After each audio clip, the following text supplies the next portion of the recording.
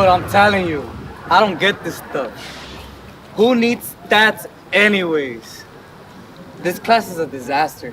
Man, it sounds like your first stats test didn't go as well as you planned, huh? That would be an understatement. My test score was probably lower than the price of gas in 1989. Do you even know the price of gas in 1989? Nope, but I'm guessing it's pretty low. You're too funny.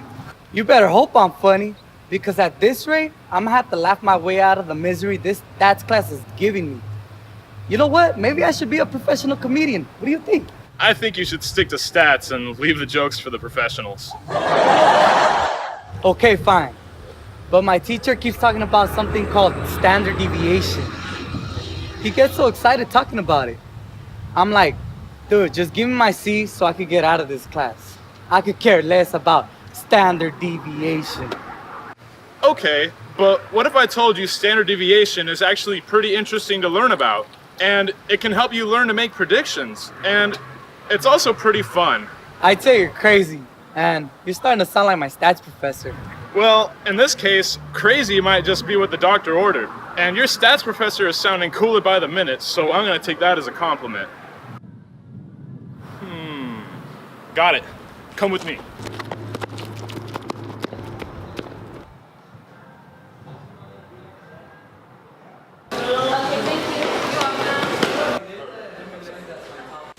Okay, so pick an ice cream. What? Pick an ice cream, and pick some toppings too. Okay, I'll bite. No point intended. Alright, we'll have vanilla with M&M toppings. Madame, 2 vanillas with M&M toppings, please. Coming right up. You ever wonder how many M&Ms they put on these things on average? Dude, absolutely not. I want to eat them, not count them. Yeah, but what if one location gives out more than the other? I mean, shouldn't there be some kind of standard? I couldn't have to notice your conversation, but I can tell you this. Our boss would probably get mad if we gave you too many M&Ms. Exactly, and what if you don't give out enough? Yeah, that too. We probably get in trouble. We can't give too many, and we can't give too little either.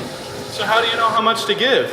Well, we only give 1 scoop, so it's pretty standard. But there must be some kind of difference. From one customer to the other, from one server to the other, there must be some kind of a spread. Spread? Like, yeah, spread. Like some kind of variation of M&Ms they give from one person to the other. Not quite intentional, but it just happens. Go on. Yeah, so let's play a game. Let's order 10 of these bad boys. What's wrong with these guys? I was about to ask you the same thing. I don't know, these guys seem a little bit crazy to me. A little bit closer. Get a little bit closer. Get a little bit closer. Get a little bit closer. And who are you talking to? And who are you talking to? And who are you talking to? And who are you talking to? The results are in. The average number of M&Ms per order was 27, and they were all different. Not one had the exact same amount of M&Ms, but there was some level of consistency and some level of variation. Wow, you're from the same server? Yes, and according to my calculations, the standard deviation was 4. What do you mean? Well, think of standard deviation as a way to measure the range of the average of the M&Ms.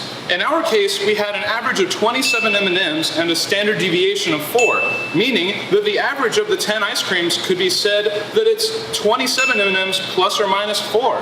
If we had a standard deviation of 7, that would mean we would have about 20 to 34 M&Ms per order of ice cream. Wait, this is starting to click. Yes, and our ice cream is starting to melt. Yes, but I'm actually starting to see it now. It's a way to measure consistency, like how consistent they are with their toppings. Exactly. The larger the standard deviation, The more spread out the number of M&Ms per ice cream, like a high standard of deviation would indicate less consistency, and a low standard of deviation would be more consistency. yes. And it turns out that nearly 70% of the data points for almost any countable entity will fall within 1 standard deviation of the mean.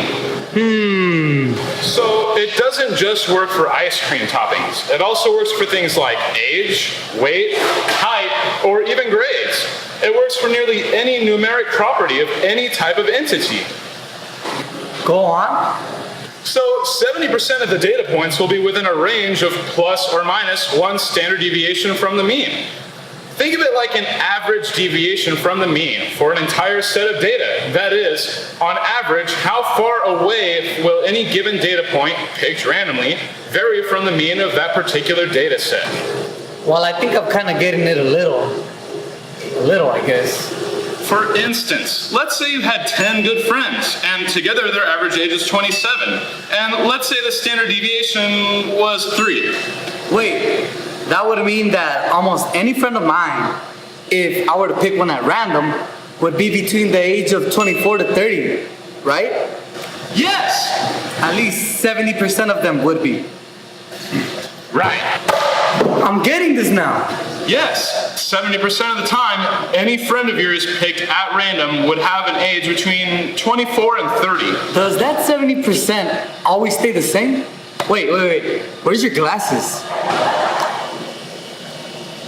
Yes, well, technically it's 68.26%, but yes, that is always the case. The actual value of the standard deviation doesn't affect the 70% rule. That is, no matter what the actual value of the standard deviation is, nearly 70% of the data points will fall within 1 standard deviation of the mean.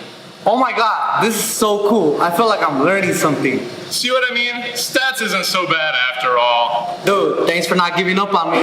What are friends for? They're for helping me learn standard deviation and for paying for the ice cream. Nice try. By the way, if you square the standard deviation, you get the variance. The what? Never mind. Let's get out of here. Wanna go eat? I wonder how many fries are in each order of fries at Juniper's Burgers and what the standard deviation is. Let's get counting! Deviation. Standard deviation. Standard deviation. Standard deviation. Hey. Well, I got a technique that you should know. They use it all the time, all around the world. And I got a technique that you could say helps with predictions in every way. And I got a technique that's really clean, describes the average distance from the mean of a data point picked randomly. Do you think you know what I mean? Do you think you know what I mean? Standard deviation. Standard deviation. Standard deviation. Maybe you should be a comedian.